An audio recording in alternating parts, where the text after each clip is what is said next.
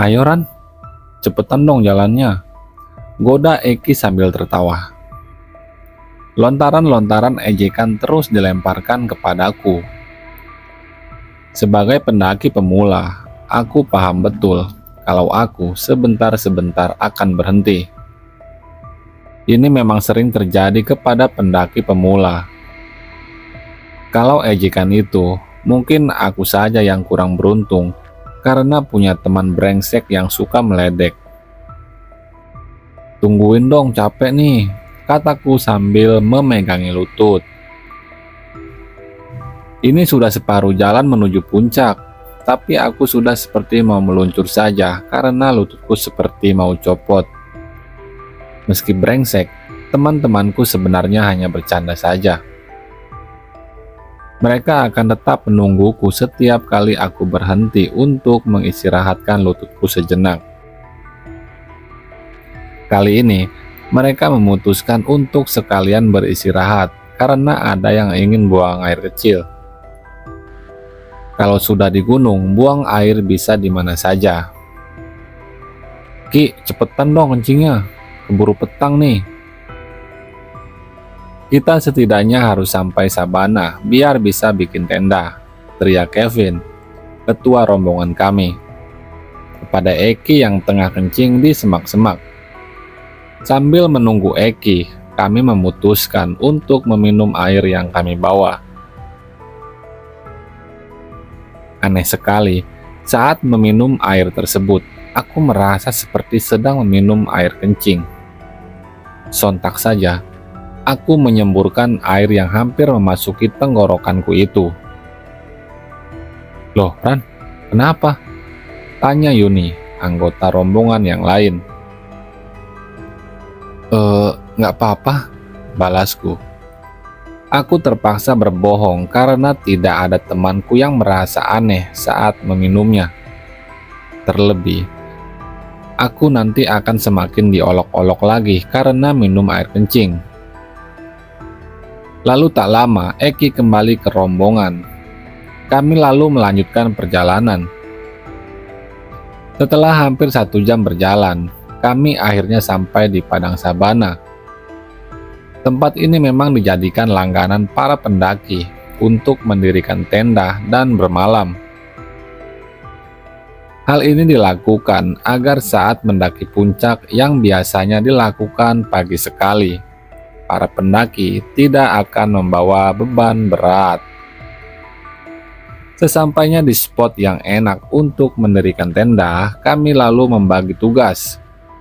Ada yang menyiapkan tenda, ada yang mencari kayu bakar, dan menyiapkan api unggun. Karena aku tak bisa mendirikan tenda, akhirnya aku dan Eki mendapat tugas untuk mencari kayu bakar.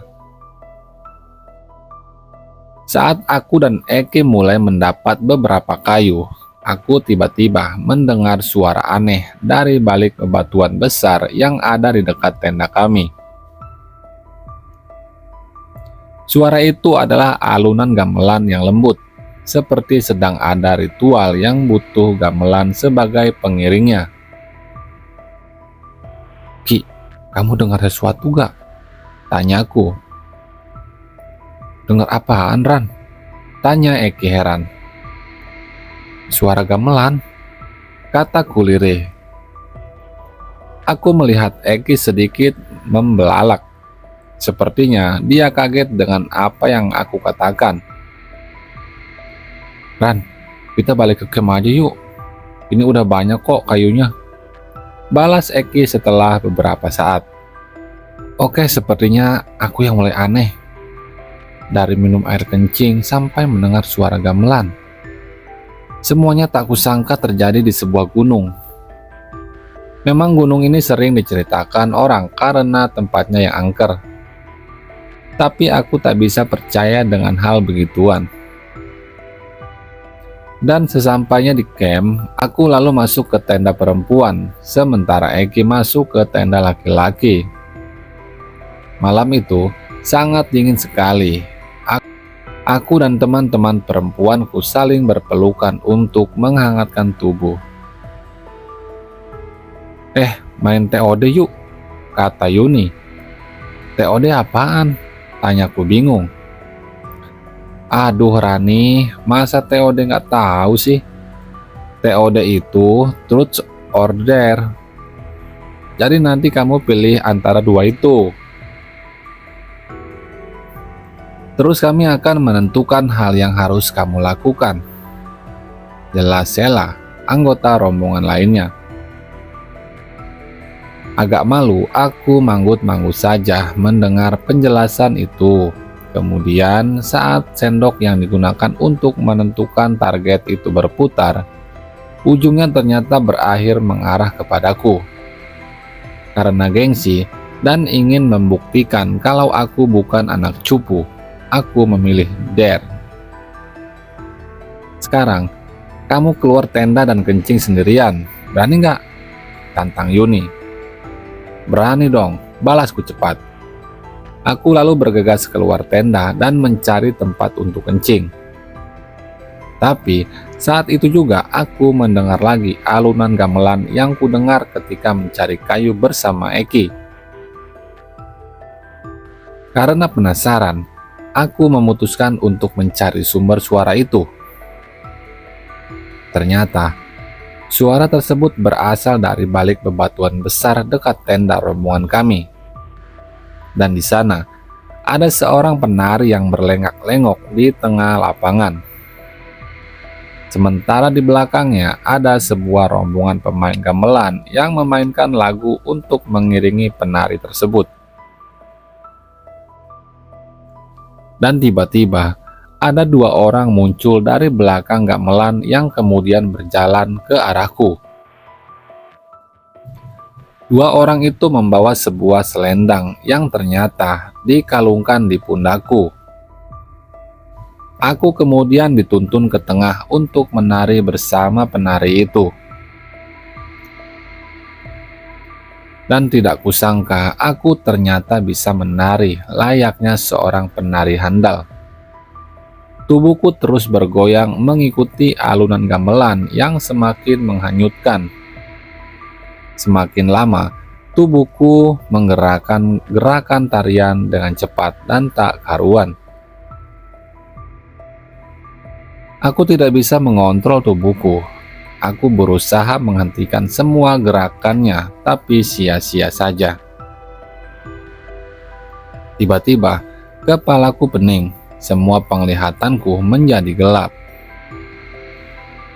Terakhir, aku hanya mendengar tubuhku membentur tanah yang sedari tadi kupijak.